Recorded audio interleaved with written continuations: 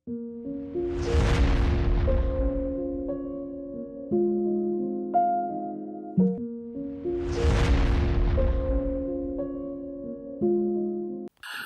दोस्तों, मैं विनीत पांडे।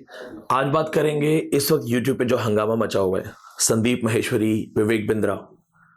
खाली देखा जाएगा खाली इस चीज को कि ये दोनों बहुत बड़े यूट्यूबर हैं और यूथ आइकन है। दोनों किसको टारगेट करते हैं? संदीप माहेश्वरी की फिलॉसफी 60-70 साल के लोगों को नहीं आती है। हमारे दादाजी वगैरह पिताजी हमें खुद फिलॉसफी दे सकते हैं। और विवेक बिंद्रा जिनको सपने दिखाते हैं वो भी 60-70 साल के रिटायर्ड लोग नहीं है। दोनों का टारगेट है यूथ। मैं यूथ से कनेक्टेड हूं, तो मेरी जिम्मेदारी है कि मैं बातचीत भी करूं, अपनी ओपिनियन भी दूं। और खैर, जब समाज में उथल पुथल हो तो जो भी वहां चुपचाप बैठा रहता है वो इतिहास में अपना नाम खो देता है। मैं चुप बैठा हुआ नहीं हूं। मेरा काम है अपने ओपिनियन दूं, क्योंकि आप में से बहुत सारे स्टूडेंट्स ऐसे हैं जो दोनों से इंस्पायर्ड हैं, या दोनों में से किसी एक से इंस्पायर्ड हैं, और कहीं ना कहीं वो मुझसे कनेक्टेड है। खैर, प्रेफेस बन गया, अब काम की बात करते हैं। काम की बात यह है दोस्तों कि संदीप माहेश्वरी एक मोटिवेशन स्पीकर हैं, और मोटिवेशन स्पीकर बनने के लिए आपको क्या चाहिए? नॉलेज। लिटरेचर की किताबें पढ़िए, अच्छी बुक्स पढ़िए, अच्छी कहानियां पढ़िए, सक्सेस के बारे में बात कीजिए। तो मोटिवेशन स्पीकर बनना कोई बहुत बड़ी बात नहीं है। हाँ, आपको लग रहा होगा ना कि अरे सर कोई भी बन जाएगा। हाँ, ऐसे हैं, बहुत लोग हैं मोटिवेशन स्पीकर, कोई बड़ी बात नहीं है। आपके पिताजी भी आपके लिए मोटिवेशन स्पीकर है, बस घर की मुर्गी दाल बराबर, तो हम सुनते नहीं है। आपका बड़ा भाई आपकी मोटिवेशन है, आपकी बड़ी सिस्टर जो आपका है मोटिवेशन है। घर में बहुत मोटिवेशन मिल जाती है कि पढ़ो लिखो, मेहनत करो, कुछ काम करो, जग में रहकर कुछ नाम करो। तो लेकिन होता है ना कि घर की मुर्गी दाल बराबर, और बाहर का अच्छा लगता है, दूसरे की थाली के लड्डू अच्छा लगता है। तो संदीप माहेश्वरी अच्छा बोलते हैं, ये भी एक सच है कि मैंने बहुत ज़्यादा नहीं सुना है, डायरेक्टली इनडायरेक्टली 8-10 बार सुना है। और ये पहला वीडियो था विवेक बिंद्रा के ऊपर जो मैंने पूरा सुना, जिसमें उन्होंने लिखा है स्टॉप विवेक बिंद्रा। ये मैंने पूरा सुना ईमानदारी से। अब बात आती है विवेक बिंद्रा की, वो कौन है? जब मैंने पहली बार उनका वीडियो देखा था मुझे लगा था ये आदमी इतनी एनर्जी क्यों डालता है, इतना करने की क्या जरूरत है? लेकिन हर चीज़ का एक ऑरा होता है। धीरे धीरे मैंने एक चीज़ महसूस की कि वो बहुत ज़्यादा जो एनर्जी डालते हैं, हाँ ऐसे करके, हाँ, मुझे लगा धीरे धीरे कि ठीक है, क्योंकि he has to motivate people, तो अपनी एनर्जी दिखानी बहुत ज़रूरी है। भले वो रिवाइटल खा के हो, पर दिखानी पड़ रही होगी, ठीक है, कोई बात नहीं, ऑरा है। मैंने इनसे कई चीज़ें सीखी हैं फ्री वीडियोस से, जैसे मैनेजमेंट कैसे करें। माइकल फेल्प्स से एक बहुत अच्छा मोटिवेशनल वीडियो था, मेरे को बहुत अच्छा लगा, प्रेजेंटेशन बहुत अच्छी लगी। अगर विवेक बिंद्रा भी आज करोड़ों सब्सक्राइबर लाके बैठे हैं तो कोई ऐरे गैर आदमी नहीं है, मेहनत की है। आज जो बातचीत है, मैं ना तो विवेक बिंद्रा कैंप से हूं, ना मैं संदीप माहेश्वरी कैंप से हूं। ये लोग हैं बड़े बड़े यूट्यूबर, और मैं हूं छोटा सा यूट्यूबर, जिसमें रेनॉल्ड का ढक्कन और ये 2 रुपए का पेन। हम हैं छोटे यूट्यूबर, लेकिन मैं यूट्यूबर नहीं बनना चाहता था। आई डोंट नो ये लोग बनना चाहते थे नहीं बनना चाहते थे, लेकिन मैं तो नहीं बनना चाहता था। मैं टीचर बनना चाहता था। टीचर हूँ, और टीचर को स्टूडेंट से बात करने के लिए कोई फेस पे पाउडर, तेल और डिज़ाइनर पेन की जरूरत नहीं है। बड़े बड़े जैसे लोग डिज़ाइनर चीज़ करते हैं। काम की बात यह है कि क्या वास्तव में स्कैम है, एजुकेशन स्कैम है। मैं यहाँ पे एक पॉइंट बोलना चाहूंगा कि जैसे विवेक बिंद्रा जी ने अपने कुछ वीडियोस में कहा कि अगर आपने 10 लाख रुपए पर मंथ नहीं कमाए, आपका पैसा वापस। कस्टमर ये सुनना चाहता है, कस्टमर ये सुनना चाहता है, क्योंकि उसमें कस्टमर का रिस्क खत्म हो जाता है। आज मैं पढ़ाता हूं net GRF, UGC net English net GRF. आप सबके आशीर्वाद से इंडिया का सबसे बड़ा बैच है, सबसे ज्यादा ऑफलाइन बच्चे आते हैं, सबसे ज्यादा रिकॉर्ड रिजल्ट्स निकलते हैं। लेकिन मैं अपने किसी भी स्टूडेंट से या मेरे जो टीम मेंबर है को भी कोई नहीं कहता कि अगर आप हमसे ही पढ़ोगे तो ही पास हो जाओगे, गारंटी है, ऐसा कुछ नहीं है, कोई गारंटी नहीं है। मेरा पिछला टॉपर आपकी गारंटी नहीं दे सकता, मेरा पिछला फेल्ड स्टूडेंट आपकी गारंटी नहीं दे सकता कि आप भी फेल हो। किसी भी तरीके की गारंटी देना ये स्कैम है। जानते हैं क्यों? आपने गारंटी दी, लेकिन उस स्टूडेंट ने एग्जाम ही नहीं दिया, आपकी गारंटी कहां गई? ये क्या करते हैं, ये आपकी भावनाओं से खेलते हैं। ये आपको बताते हैं कि देखो आपका पैसा, आपका समय गारंटी है, क्योंकि आपको डर लग रहा है अपने पैसे का। सिर्फ विवेक बिंद्रा नहीं, ऐसे बहुत सारे कोचिंग सेंटर हैं, अगर सिलेक्शन नहीं तो पैसा वापस। एक बात बताओ, किसी भी कंपटीशन में हम सबको पता है कि सिर्फ 10% लोग ही सिलेक्ट होते हैं, किसी किसी कंपटीशन में 5% या 2% सिलेक्शन होती है। तो अगर कोचिंग सेंटर 100 में से 10 सिलेक्शन दे और 90 बच्चों के पैसे वापस करे तो कोचिंग सेंटर सरवाइव करेगा ही नहीं, चल ही नहीं सकता। यहां पे झोल होता है, झोल होता है star conditions apply. Star condition apply में ऐसी ऐसी सीक्रेट कंडीशंस होती हैं जहां पे स्टूडेंट को पता ही नहीं होता कि वो कंडीशन में वो फंस जाएगा। फॉर एग्जाम्पल, आपको मैंने कहा आइए, अगर आपका इंग्लिश में JRF नहीं हुआ मैं सारी फीस आपको वापस करूंगा। अगर आज मैं ये दोस्तों अनाउंस कर दूं, मुझे पता है 1000 एडमिशन हो जाएगा एक हफ्ते में, एक हफ्ते में क्या शायद एक दिन में हो जाएगा। अगर आपका JRF नहीं हुआ विनीत पांडे सारे पैसे वापस करेगा। अगर ऐसा कह दो हो जाएगा 1000 एडमिशन, अरे गारंटी है यार, या तो सक्सेस नहीं तो पैसा वापस। वाह, सर ने ऑन कैमरा आके बोला है। जब आप आओगे एक फॉर्म भरवाया जाएगा, उस फॉर्म में क्या होगा, छोटे छोटे अक्षरों में 10 to 15 अननेसेसरी इंफॉर्मेशन होगी, अननेसेसरी इंफॉर्मेशन, ताकि जब आप पढ़ो तो पहली दूसरी तीसरी इंफॉर्मेशन में आपको लगे अरे ये तो बेसिक इंफॉर्मेशन है। You have to come to the class at the right time. आपको क्लास में पेन पेपर लेके आना है, आपको क्लास में शांति से बैठना है, आपको क्लास में मोबाइल नहीं चलाना है। आपको लगे oh these are the basic things. 10-15 unnecessary information के बीच में एक छोटी इंफॉर्मेशन आएगी, स्टार कंडीशंस। अगर आपके टेस्ट में 90% से कम आए, अगर आपने क्लास एब्सेंट की, अगर आपने हमारे दिए हुए नोट्स में को पूरा नहीं पढ़ा, फिर फीस वापस नहीं होगी। आपने कर दिया साइन, अब आप सिलेक्शन नहीं हुआ, आप गए फीस लेने, हम आपको साइन दिखाएंगे, देखो आपने क्या कहे। ऐसा पॉसिबल होता है कि स्टूडेंट हर टेस्ट में हमेशा टॉप करे, और अगर करे तो हम टेस्ट बनाने वाले, हम जानबूझ के ऐसा टेस्ट बनाएंगे कोई टॉप ना करे। इन शॉर्ट आपको फंसा लिया। तो बहुत सारे कोचिंग सेंटर्स हैं जो कहते हैं सिलेक्शन नहीं तो पैसा वापस, गारंटी बैच।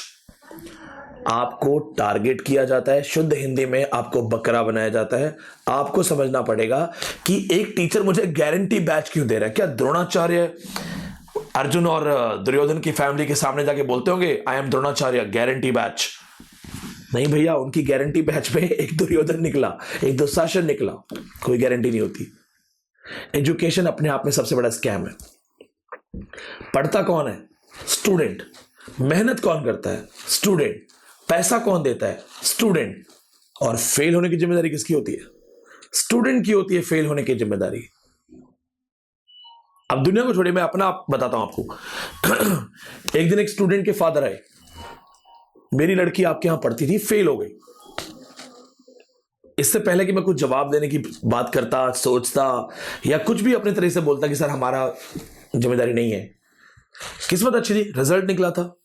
एक JRF लड़की हाथों हाथ सामने मिठाई का डब्बा लेके आ गई, वो भी बाहर खड़ी होगी बात करने के लिए।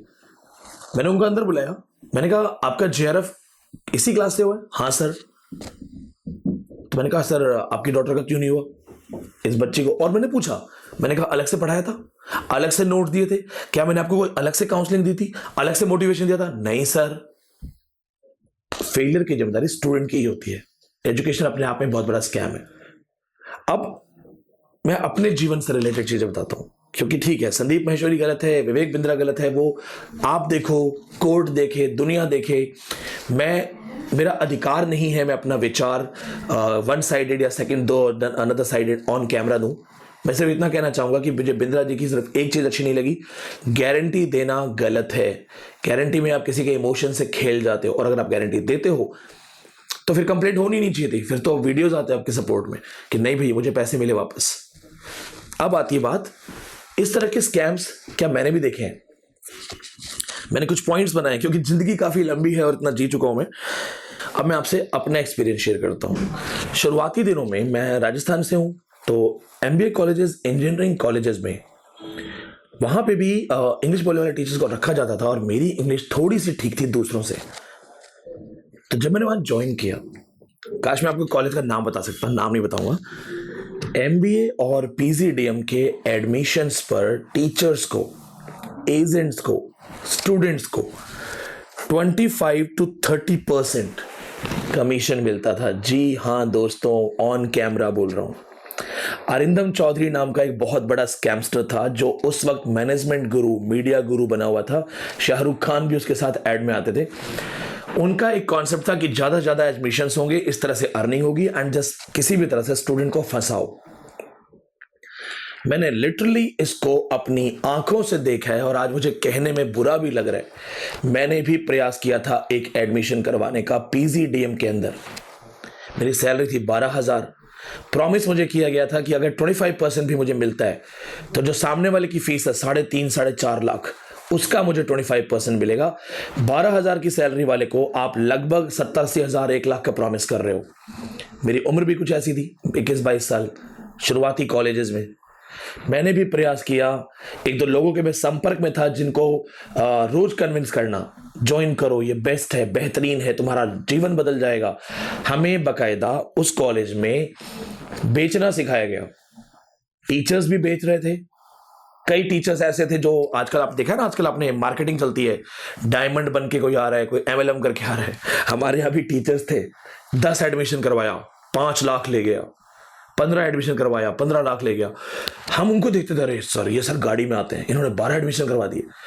उन बच्चों को फंसाया जाता था। आज मुझे पहुंच के पता चल रहा है कि मैं अपनी बेवकूफ़ी में और कच्ची उम्र में मैं क्या कर रहा था। मैंने भी प्रयास किया था, मुझसे फंसे नहीं मुझसे नहीं फंसे। अगर वो ये वीडियो देख रहे हो तो मैं माफ़ी चाहूँगा। मुझे अपने आप पे शर्म आ रही है क्योंकि उस वक्त मैं अबोध था, मुझे नहीं समझ में आया था मैं क्या कर रहा हूँ। 12,000 वाले को 80-90 हज़ार का प्रॉमिस था। लोग सामने उसे सक्सेस में सेलिब्रेट कर रहे थे। सीनियर टीचर्स को हीरो बना के दिखाया जा रहा था। मुझे लगा आई कैन डू इट। पता नहीं क्यों ज़्यादा बुरा लग रहा है नहीं करना चाहिए था, लेकिन ये है। MBA PGDM एडमिशंस करवाओ, कमीशन लो। कोचिंग सेंटर्स में स्टूडेंट के रेफरेंसेस पे 10-10% के कमीशन दिए जाते हैं। आप किसी का एडमिशन करवाओ, बड़ी कोचिंग्स में आप जाओ, किसी IAS कोचिंग के अंदर, बड़ी कोचिंग जिसका बड़ा फीस हो और जिसके पास एडमिशन ना होता हो। जो अच्छे कोचिंग सेंटर्स हैं जिनकी अपनी क्वालिटी पे एडमिशन होता है वो ये नहीं करते होंगे शायद, लेकिन एक तरीका है। अब बात आती है PhDs की। जो मैंने अपने जीवन में देखा वही बता रहा हूं और अलग से कुछ नहीं बताऊंगा। सिर्फ जो सीखा देखा, दुनिया बहुत कुछ दिखाती है, जिंदगी बहुत कुछ दिखाती है। PhD scam. क्या आप जानते हैं कि बैकडोर PhD होती है? कई यूनिवर्सिटीज ऐसी होती हैं जिनमें क्लरिकल स्टाफ या रजिस्ट्रार आपको किसी पिछले साल में जो सीट खाली चली गई, नॉर्मली कुछ यूनिवर्सिटीज ऐसा करती हैं, एंट्रेंसेस होने के बावजूद कुछ सीट्स खाली रखी जाती हैं। स्टूडेंट सोचता है कि मेरा सिलेक्शन नहीं हो रहा, जानबूझ के वो सीट खाली रखी जाती है और बाद में वही सीट बैकडोर में, यानी बैकडोर एंट्री, यानी किसी से पैसा लिया, फॉर्म में भरा 2021। अब चूंकि क्लरिकल काम सब कुछ वही हो रहा है और चूंकि नीचे से ऊपर तक सेटिंग होती है, बैकडोर PhDs करवाई जाती हैं। अफ्रीका पे आपके पेपर्स पब्लिश हो जाएंगे, अफ्रीकन रेफरेंसेस पे। कोई नहीं पूछेगा क्या था, क्या है, क्या नहीं है। गाइड जो आपके बाहर से आएंगे वाइवा लेने, उन्हें वाइवा का पैसा मिल जाएगा। ये हमारी मजबूरी है कि मैं फैक्ट्स और नाम दे भी दूंगा तो कुछ होगा नहीं, बल्कि मैं जिनके नाम दूंगा वो मेरे पे डिफेमेशन लगा देंगे, साबित कुछ होगा नहीं। साबित ऐसे कहने से कुछ नहीं होगा। PhDs में बहुत गड़बड़ होती है, बहुत गड़बड़ होती है। और मैं आज ऑन कैमरा कह रहा हूं, 2 बार JRF हूं, ऑल इंडिया रिकॉर्ड हूं, 10 बार नेट क्वालिफाइड हूं इंग्लिश लिटरेचर में। सिर्फ PhDs की सच्चाई देख ली है इसलिए मन हट गया है। PhD करने का मेरा कोई मन नहीं है। भविष्य में क्या होगा मुझे नहीं पता, लेकिन मैं किसी ऐसी PhD, ऐसी डॉक्टरेट नहीं चाहता जैसे विवेक बिंद्रा की श्रीलंका से खरीदी है 3 लाख में। 3 लाख में श्रीलंका से खरीदी है। जो बेचारे PhD करना चाहते हैं वो इस टाइम श्रीलंका सर्च कर रहे होंगे। किसको नहीं चाहिए 3 लाख में PhD? मुझे नहीं चाहिए, क्योंकि मैं डिजर्व करता हूं, अच्छी चीज डिजर्व करता हूं अपनी मेहनत से। इसके बाद जो नेक्स्ट स्कैम है वो है आपका स्कूल्स की मेरिट, 10th 12th क्लास की मेरिट। राजस्थान में सीकर में मैंने काफ़ी काम किया है। सीकर जाना जाता है मेरिट के लिए। मैं आपको अपने एक्सपीरियंस बताऊंगा और कहना भी चाहूँगा कि मेरा एक्सपीरियंस है, मेरी ओपिनियन है, किसी का नाम नहीं लेना मुझे। जो रिएक्ट करेगा वो चोर होगा पक्का। अब बात करते हैं स्कूल्स की मेरिट की। मेरिट देने वाला स्कूल, लगातार मेरिट देने वाला स्कूल, क्या आप जानते हैं यहाँ पे भी धांधलेबाजी होती है? मेरिट में आए हुए स्टूडेंट का रिजल्ट खरीदा जाता है। आपने ये यूपीएससी में भी देखा होगा, यूपीएससी आपने क्वालिफाई किया, बड़े बड़े कोचिंग सेंटर 20-20 लाख 25-25 लाख का चेक लेके आएंगे। एक गरीब स्टूडेंट जिसे 25 लाख का चेक मिले सिर्फ ये बोलने के लिए कि मैंने उनके भी नोट्स पढ़े हैं, क्या दिक्कत है? वो बोल देता है। मेरी एक अपनी स्टूडेंट जिसने हमारे यहाँ से ऑनलाइन में क्वालिफाई किया था, उसने कहीं और इंटरव्यू दिया और जब उससे मेरी बात हुई तो उसने कहा सर मुझे पैसे मिल रहे थे और मुझे लगा कि मैं बोल देती हूँ घर में पैसा काम आएगा, हम लोग मजदूर फैमिली से हैं। मोरालिटीज और ईमानदारी को पैसे से दबाया जाता है, मेरिट में होता है। मेरिट अरेंज भी की जाती है। मैंने राजस्थान में गांव में भी पढ़ाया है, मैं जानता हूं नकल किस तरह करवाई गई, कैसे करवाई गई। जिस कॉलेज में मैं पढ़ा रहा था वहां का डायरेक्टर खुद पेपर खोल के, कॉलेज पेपर्स की बात करूंगा, यूनिवर्सिटी ऑफ राजस्थान, खुद पेपर खोल के अपनी भतीजी को लगभग आधे घंटे, एग्जाम से आधा घंटा पहले खुद पेपर उसको बता रहा था। गलती सिर्फ ये हुई कि दरवाजा बाहर से बंद था, मैं वहां फैकल्टी था, तो मैंने फटाक से गेट खोला अंदर जाने के लिए, वो क्लैरिकल रूम था और डायरेक्टर साहब खुद फोन पे ऐसे बैठे थे पेपर हाथ में लेके। मेरी एज थी शायद 21-22 साल, मैंने कुछ बोला नहीं, क्या बोलता, मैं बस देख रहा था। मैं अपनी पढ़ाई पे शर्म आ रही थी कि यार हम पढ़ रहे हैं, हिंदी बोलता हूँ, रगड़ रगड़ के पढ़ रहे हैं और यहाँ ये हाल है। अपनी भतीजी को पेपर बता रहा था खुद। उसी कॉलेज में उसी डायरेक्टर का एक जो भतीजा था उसका पेपर 4.5 घंटे चलता था, 3 घंटे एग्जाम होता था, उनका लड़का खाली बैठा रहता था, हम लोग इन्विजिलेटर्स होते थे, चाय पी रहे होते थे। एग्जाम खत्म होने के बाद जो सबसे बढ़िया लड़का होता था, रोल नंबर वाला, जो पता होता था कि सबसे अच्छा लड़का है, जिसे खूब कॉपी वॉपी लिए, उसकी कॉपी निकाल के उसको दी जाती थी और वो 1.5 घंटे उसको पूरा करता था और हम टीचर्स वगैरह सब बाहर चाय पी रहे होते थे। जो इस तरह की चीजें देख रहे होंगे वो समझ रहे होंगे कि मैं आवाज ना तो उठा सकता था, ना मैं आवाज उठाई मैंने। और एक लेवल पे हम लोग ये भी कहते हैं कि छोड़ो मेरा क्या लेने देना है, तो मेरी वो वाली सोच थी। आज एहसास होता है कि आज मैं आवाज उठा सकता और कुछ भी नहीं तो मैं नौकरी छोड़ देता, पर मेरी नौकरी करना भी मजबूरी था फाइनेंशियली। और मुझे ये था जब बड़े बड़े टीचर्स कोई नहीं बोल रहे, सब मिले हैं, तो मैं क्या बोलूंगा। ये मेरिट, टॉपर्स, ये सब प्लान्ड हो सकते हैं। मैं यहां क्लियर करना चाहूंगा, सभी मेरिट की बात नहीं कर रहा हूं, सारे टॉपर्स की बात नहीं कर रहा हूं। जेन्युइनली बहुत लोग टॉप करते हैं, बहुत लोग मेरिट में आते हैं। मैं 2 बार जेआरएफ हूं। अगर मैं ये बोलूंगा सब प्लान्ड है तो मेरा भी तो जेआरएफ प्लान्ड हो सकता है, पर मैंने कड़वी सच्चाई है देखी है। अब बात आती है नेट की। नेट के कई सेंटर्स ब्लॉक किए गए। क्या आप जानते हैं यूजीसी आपको एडमिट कार्ड लास्ट मोमेंट क्यों दे रही है, सेंटर लास्ट मोमेंट क्यों दे रही है? क्योंकि जब मैंने पता किया तो मुझे जानकारी में यह आया कि अगर सेंटर समय से पहले जाएगा तो सेंटर्स में सेटिंग करना बहुत आसान है। मैंने अपने पहले नेट एग्जाम में और 10वें नेट एग्जाम में, दोनों में चीटिंग होते देखी है, दोनों में। क्या आप जानते हैं उन्हें पता होता है कौन सा सेंटर है। सेंटर पता होने के बाद सेंटर इंचार्ज कौन है, इन्विजिलेटर्स कौन है, पता करना कोई बहुत बड़ी चीज नहीं है। मेरे अपने नेट करियर में मुझे भी ऑफर आया था कि आपको सेंटर में घूमना है इन्विजिलेटर बनके, आपको हम एज एन इन्विजिलेटर बुलाएंगे और आपको इंग्लिश के सेलेक्टेड रोल नंबर दिए जाएंगे, आपको उनकी हेल्प करनी है। और किसी बड़े लीडर का फोन आया था, कैबिनेट मिनिस्टर नहीं, इतना बड़ा लीडर नहीं था, जो विधायक वगैरह के होते हैं, समझदार हो आप, उनका कॉल आया था। 25-30 रोल नंबर है, आपको लीगल इन्विजिलेटर बना के घुमाया जाएगा, कोई कुछ नहीं पूछेगा, सेंटर हमारा है, प्रीमाइसेस हमारे हैं, बिल्डिंग्स हमारी हैं, कुछ नहीं है, आपको हेल्प करना है। पर पर्सन 50,000, शायद उनसे दूसरों से 2 लाख लिए होंगे उन्होंने। मैंने उनसे हाथ जोड़े, मैंने कहा सर मैं दिल्ली यूनिवर्सिटी में पढ़ाता हूं, गलती से यहां तक पहुंच गया हूं, किस्मत अच्छी थी, अब मैं कोई रिस्क नहीं लूंगा अपने करियर के लिए, अपनी लाइफ के लिए। और मेरे फादर टीचर है, मेरे ग्रैंडफादर टीचर है, पापा बोलेंगे बेटा सूखी रोटी खा लेता, ये सब क्यों किया, मैं सब कुछ नहीं करूं, लेकिन मैं जानता हूं इस तरह की सेटिंग्स होती हैं। एक वक्त आया था रोहतक के सेंटर बैन कर दिए गए थे। आप जितने हरियाणा के स्टूडेंट हैं जिनको नोएडा सेंटर दिया गया, ये उनमें से एक रीजन है कि उनको कंट्रोल करना है। बहुत सारी चीटिंग्स कंट्रोल होती हैं। अब इसके बाद आता है आपके जो गवर्नमेंट स्कैम्स हैं, गवर्नमेंट में एजुकेशन स्कैम्स हैं। खैर मुझे ज्यादा नहीं बोलना चाहिए इसके लिए, लेकिन मैं इतना जरूर कहना चाहूंगा कि जो पेपर आउट होते हैं उसमें सरकार सरासर जिम्मेदार है। पेपर आउट करने वाले की क्या सजा है संविधान में? जमानत मिल जाती है, आपने पेपर आउट किया, 10 करोड़ कमाए, 1 करोड़ इधर उधर खिला के, वकील को, थाने को, हर जगह खिला के आप 10 दिन में जमानत से बाहर आ गए, 9 करोड़ की सेविंग हो गई। अब केस चलता रहेगा 20-25 साल, हर साल आप 10 करोड़ कमाएंगे। सरकार को, मैं इस पे ज्यादा नहीं बोलूंगा, सरकार को सिर्फ इतना करना चाहिए कि फांसी की सजा दीजिए। भविष्य का खिलवाड़ है, हिंदुस्तान के भविष्य से छेड़छाड़ हो रही है। आप एक पेपर लीक करने वाले को फांसी दे दीजिए, अपने आप सब ठीक हो जाएगा। क्योंकि आपके पेपर लीक की वजह से कितने बच्चे सुसाइड कर जाते हैं, कितने बच्चों के पेरेंट्स, इनके दिल टूट जाते हैं, गरीबी से बाहर निकलने के लिए जो हाथ पैर मार रहे हैं वो आपकी वजह से मारे जाते हैं।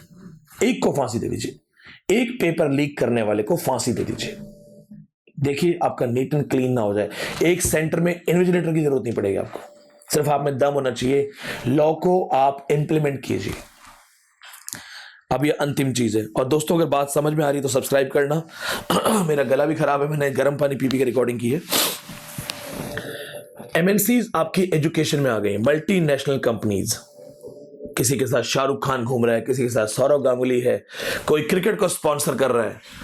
तो आप जानते हैं बहुत बड़ी बड़ी एकेडमीज आ गई हैं, बड़ी बड़ी। अभी जो एमएनसीज है वो फ्लॉप भी हुई हैं। इन्होंने क्या किया? क्या आपको लगता है ये भारत का भविष्य एक गरीब बच्चे को जेआरएफ करवाने या टॉप करवाने आए हैं? नहीं।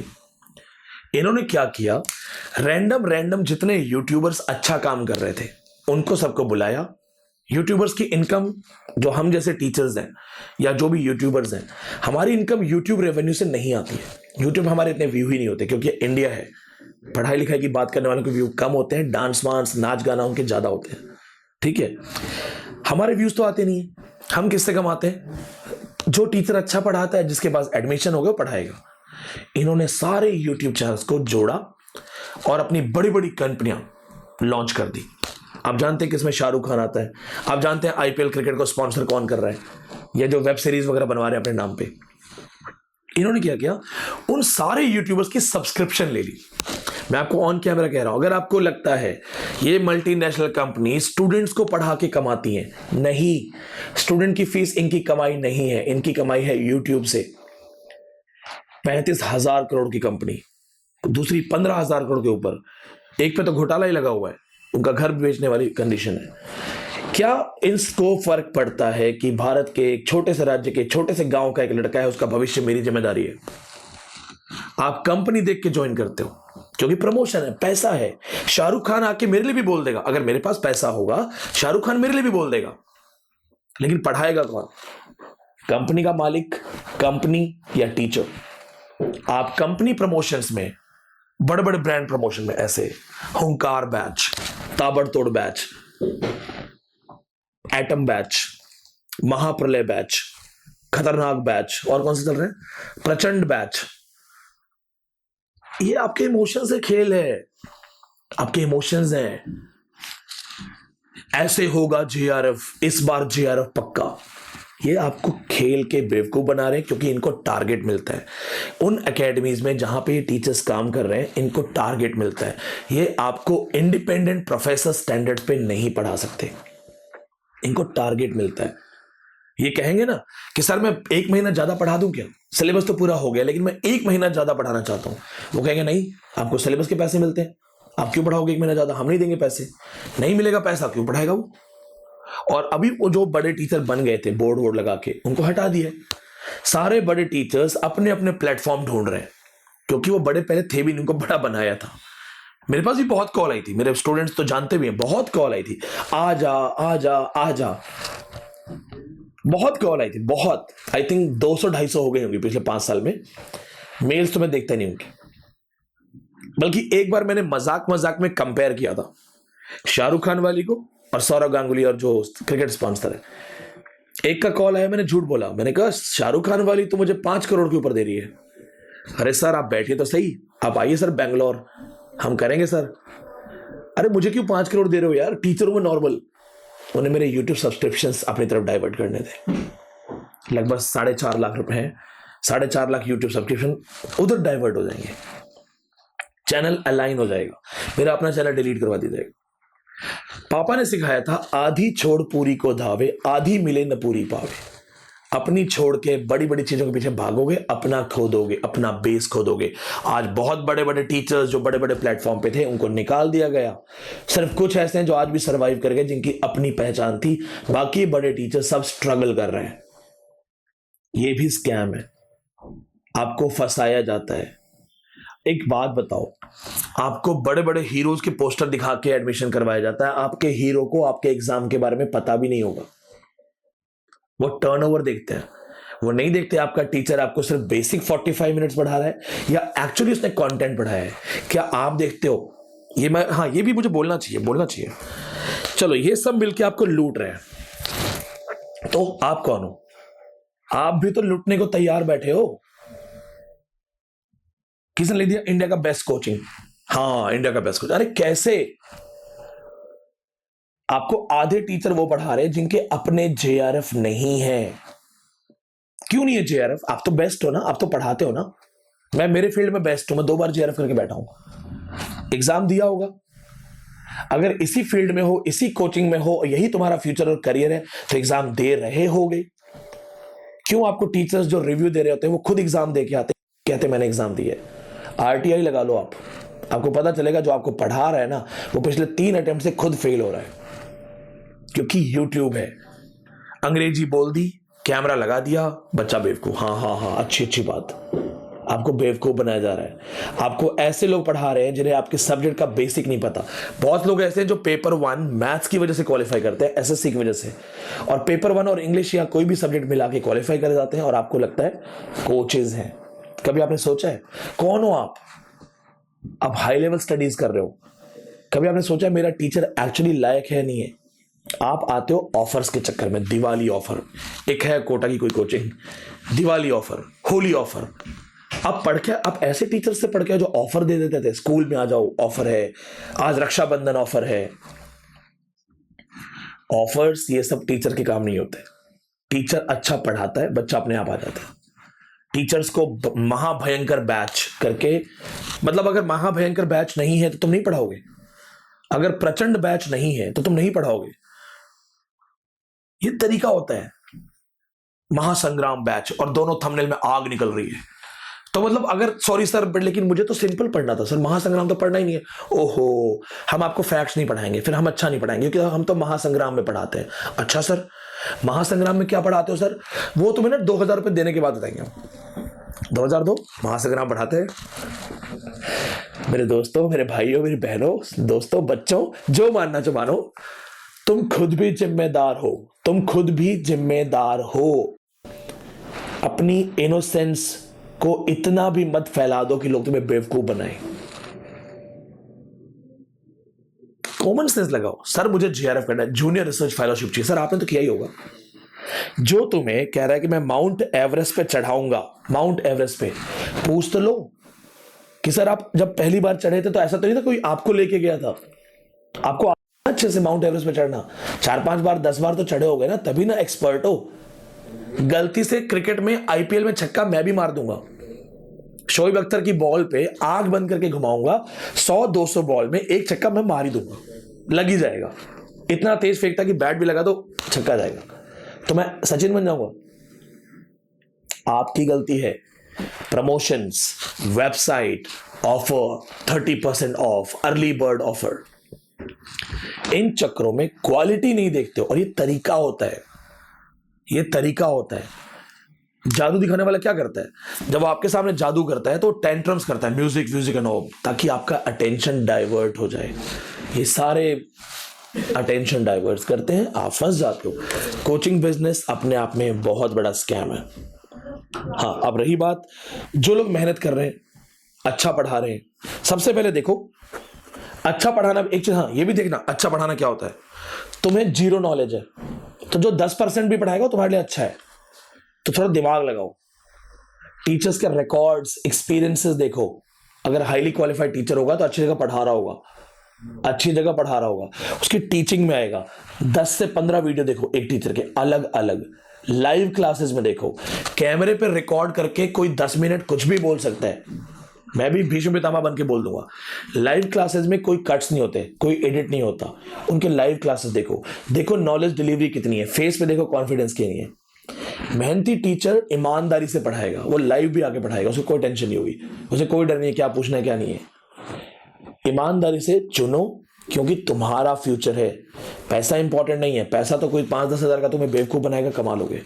तुम्हारा फ्यूचर चला गया, वो कभी वापस नहीं आएगा। ठीक है, थोड़ा सा लास्ट में ज्यादा मैंने बोल दिया क्योंकि नेट के बच्चों के लिए बोला है। बात समझ में आई तो चैनल को सब्सक्राइब करो, जुड़े रहो, क्योंकि इस तरह की चीजें मैं बात करता रहूंगा, लाता रहूंगा। फिलहाल विवेक बिंद्रा जी हो या महेश्वरी जी हो, आपके ऊपर डिपेंड करता है आप क्या सुनना चाहते हैं, क्या देखना चाहते हैं। इनकी अच्छी चीजें देखो और किसी बिजनेस ट्रिक्स में कहीं भी जाने की जरूरत नहीं है। अपने आप पे भरोसा रखना, याद रखना जिंदगी अपने पैरों पे जी जाती है, दूसरों के पैरों और कंधों पे तो जनाजे निकलते हैं। बहुत बहुत धन्यवाद।